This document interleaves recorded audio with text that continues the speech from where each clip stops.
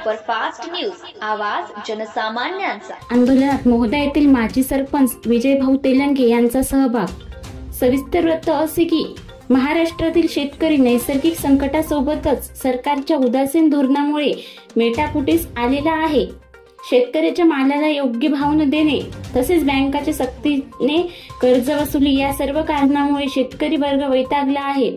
अशा अनेक मागण्या पूर्ण करून घेण्यासाठी प्रहार जनशक्ती पक्षाचे अध्यक्ष बच्चूभाऊ कडू यांच्या नेतृत्वात 7/12 कोरा आंदोलन दाभडी तालुका महागाव जिल्हा यवतमाळ सुरू आहे।